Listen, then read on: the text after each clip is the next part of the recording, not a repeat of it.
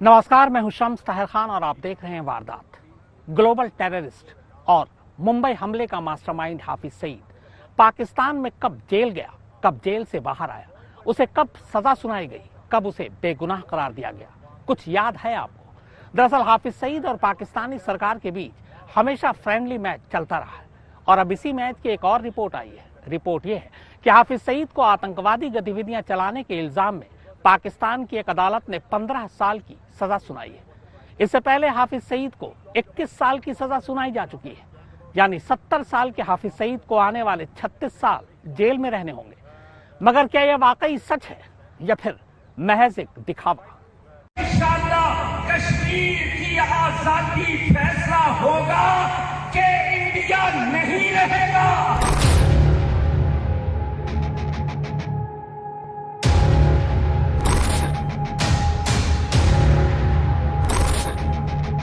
इंशाअल्लाह हमारे पास इतने ड्रोन हैं, तेरे हर शहर पर ड्रोन होगा।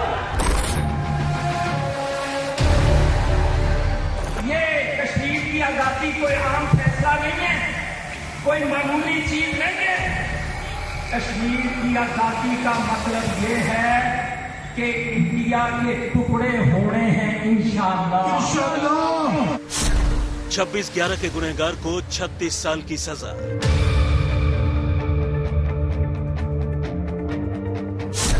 सलाखों में और गहरा जाएगा मास्टरमाइंड। हरमैन में हर कुर्बानी देने के लिए तैयार। कोट लखपत जेल में ही बनेगी हाफिज की कब्र। मगर यह हाफिज की सजा है या सरकारी मजा?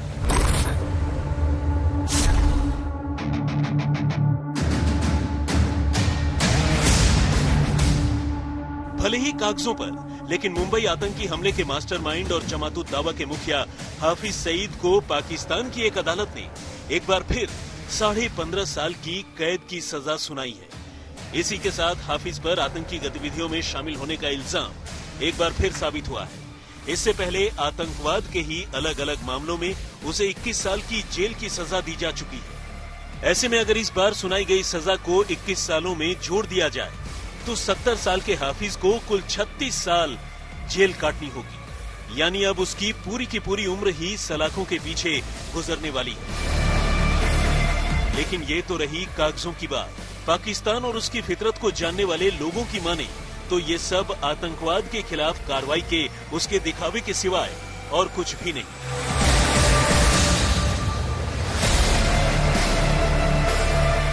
गुरुवार को पाकिस्तान की एक एंटी टेरर कोर्ट ने उसे आतंकवाद के एक और मामले में गुनहगार पाया और सजा सुनाई।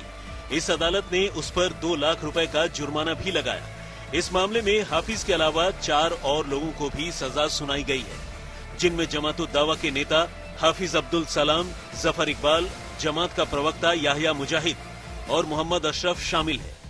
अदालत ने हर एक दोषी पर 2-2 लाख पाकिस्तानी रुपए का जुर्माना भी लगाया। वहीं अदालत ने इस मामले में सईद के करीबी रिश्तेदार अब्दुल रहमान मक्की को 6 महीने की सजा सुनाई है और उस पर भी 2 लाख रुपए का जुर्माना लगाया है।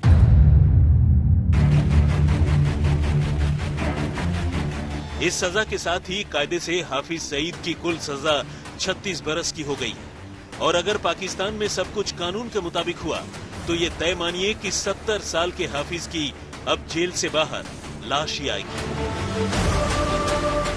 मगर पाकिस्तान अपने आका को जेल में कैसे बंद कर सकता है? ये सवाल आपके मन में भी हो सकता है, वो भी एक ऐसे इंसान को जिसने भारत में अशांति फैलाने में पाकिस्तान की हर मुमकिन मदद की। तो आपकी जानकारी के लिए बता दें कि ये सब तो दरअसल आतंकवाद संबंधी गतिविधियों पर नजर रखने वाली वित्तीय संस्था FATF की कार्रवाई से बचने का पाकिस्तानी पैंतरा है। क्योंकि कई आतंकी गतिविधियों में शामिल होने की वजह से FATF ने फरवरी 2021 तक पाकिस्तान को ग्रे सूची में ही रखने का फैसला किया है और पाकिस्तान अपनी आर्थिक स्थिति सुधारने के लिए इससे बाहर निकलने को छटपटा रहा है।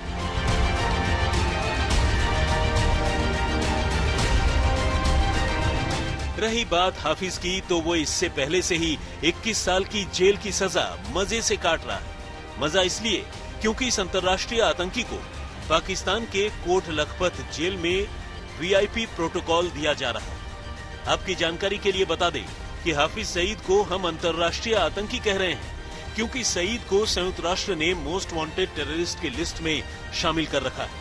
इतना ही नहीं, अमेरिका ने इस आतंकी पर $10 मिलियन का इनाम भी घोषित कर रखा है। हाफिज सईद को पिछले साल 17 जुलाई को टेरर फंडिंग के मामले में गिरफ्तार किया गया था और इस साल फरवरी और नवंबर में आतंकवाद निरोधी अदालत ने 2 टेरर फंडिंग के मामलों में उसे 11 साल और 10 साल की जेल की सजा सुनाई थी। आज तक ब्यूरो। दुनिया का शायद ही ऐसा कोई दूसरा देश हो जहां किसी इनामी आतंकवादी को सरकारी संरक्षण मिलता हो। यहां आतंकवादी बाकायदा खुलेआम घूमते हैं, रैलियां करते हैं, भाषण देते हैं, टीवी के शोज में आते हैं। यहां तक कि ओसामा और बगदादी को भी छुपना पड़ता था, लेकिन पाकिस्तान में आतंकवादियों को छुपने की कभी कोई जरूरत ही नहीं पड़ी।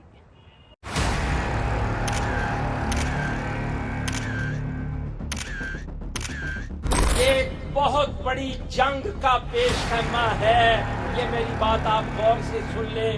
ये ठंडे पेटों कबूल नहीं किया जाएगा। इसके लिए बच्चा बच्चा कल मरने के लिए तैयार हो।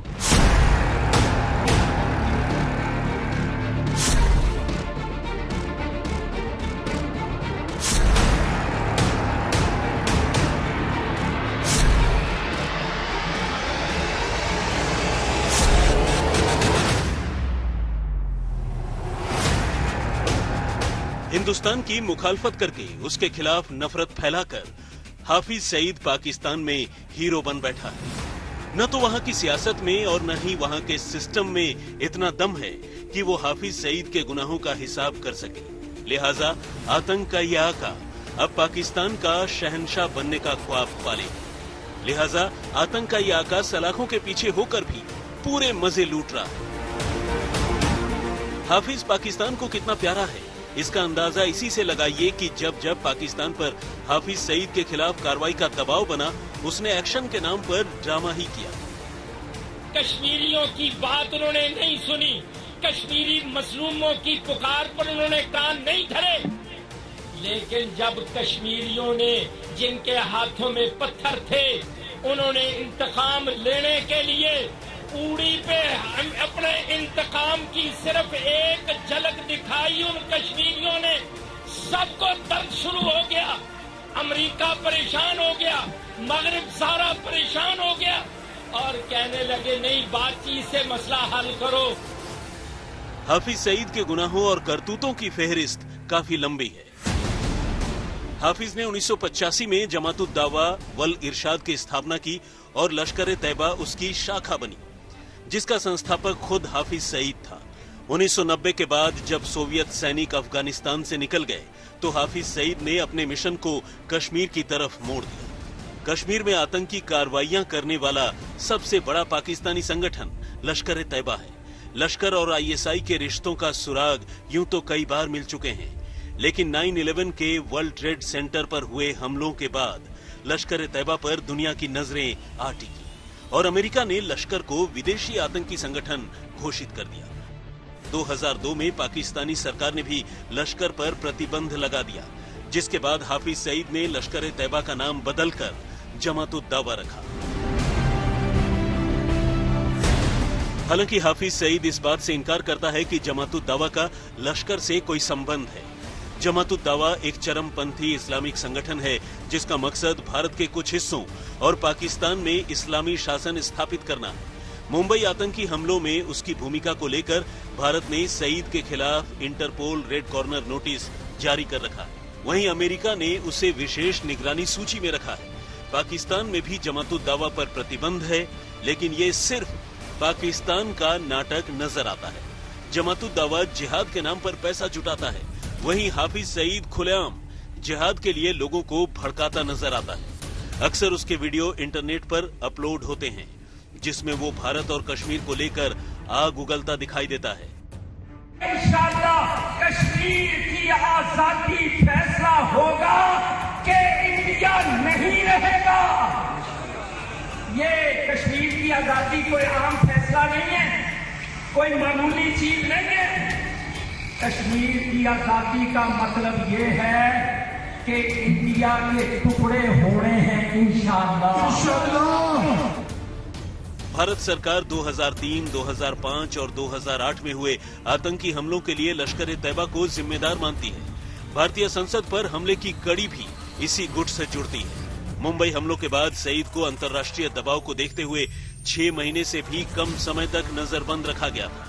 लाहौर हाईकोर्ट के आदेश के बाद उसे 2009 में रिहा कर दिया गया था। हाफिज सईद के साथ की कीमत खुद मुकर्रर की है। बड़ा अच्छा किया तुमने। तुम्हें इंडिया के अंदर दहशतगर्द नजर नहीं आए। तुमने किसी के सर की कीमत वहां मुकर्रर नहीं की। तुमने यहाँ पाकिस्तान के अंदर अब्दुर्रहमान मक्की और मेरे सर की कीमत मुकर्रर की। अमेरिका की धमकी के बाद फिर से हाफिज सईद को नजरबंदी में रखा गया था, लेकिन पाकिस्तान में हाफिज सईद का रुतबा दिनों दिन बढ़ता रहा। नजरबंदी के दौरान ही हाफिज सईद ने एक नई साजिश रची थी। उसने संगठन का नाम बदलने की बजाय इस बार सीधे राजनीति में आने का फैसला किया था। आज तक ब्यूरो। वो कभी पाकिस्तान के लिए इज्जतदार शख्स बन जाता है, तो कभी मुजरिम, तो कभी नॉन स्टेट एक्टर, लेकिन हिंदुस्तान के लिए उसकी बदजुबानी कभी खत्म नहीं होती। वो लगातार हिंदुस्तान को लहूलुहान करने की साजिश बुनता रहता है। आइए जानते हैं हाफिज सईद की पूरी कहानी। पाकिस्तानी हुकूमत का वो मोहरा जिसके दिलो दिमाग में हर वक्त अगर कुछ छाया रहता है तो वो है हिंदुस्तान। फर्क बस इतना है कि उसके दिमाग में हिंदुस्तान के लिए सिर्फ और सिर्फ नफरत भरी है और जुबान में तोहमत। खास बात यह है कि मुंबई हमले का ये सबसे बड़ा गुनहगार हाफिज सईद कभी कश्मीर के अलगाववादी नेता यासीन मलिक को गले लगाता है, तो कभी पाकिस्तानी फौज को उकसाकर हिंदुस्तान को लहूलुहान करता है। लेकिन तमाम अंतर्राष्ट्रीय दबावों के बावजूद वो पाकिस्तान में न सिर्फ खुलेआम घूमता है, बल्कि कभी जिहाद तो कभी किसी और बहाने से हिंदुस्तान को जख्मी करता है। हिंदुस्तान के खिलाफ हाफिज सईद के मन में नफरत के बीज कोई आज नहीं पड़े, बल्कि ये बीज उसके मन में तभी पड़ गया था जब दोनों मुल्कों का बंटवारा हुआ। बंटवारे से पहले हरियाणा के रहने वाले सईद के परिवार के कई लोग दंगों में मारे गए और इसके बाद से उसने बस एक ही काम चुन लिया और वो था हिंदुस्तान से दुश्मनी। लेकिन दुनिया ने हाफिज सईद का नाम पहली बार तब सुना जब उसने 1990 में आईएसआई की मदद से जमातुद दावा के झंडे तले आतंकी संगठन लश्कर-ए-तैयबा की बुनियाद रखी। इसके बाद सईद के इशारे पर लश्कर ने जम्मू कश्मीर समेत हिंदुस्तान के कई इलाकों में एक के बाद एक कई आतंकवादी हमलों को अंजाम दिया और हर हमले के साथ सईद को बदनामी मिलती रही।